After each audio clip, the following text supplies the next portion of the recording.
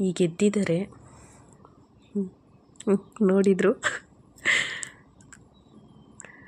ಅವ್ರಿಗೆ ನಗು ಕಂಟ್ರೋಲ್ ಆಗ್ತಿಲ್ಲ, ಅದು ಕಂಟ್ರೋಲ್ ಮಾಡ್ಕೊಂಡಿದ್ದಾರೆ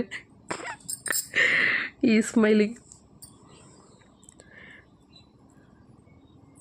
ಆಟೋಮೆಟಿಕ್ಲಿ ನೆಕ್ಸ್ಟು ಏನೂ ಗೊತ್ತೇ ಇಲ್ಲ ಅನ್ನೋಂಗೆ ಆ್ಯಕ್ಟ್ ಮಾಡ್ತಾರೆ ನೋಡು.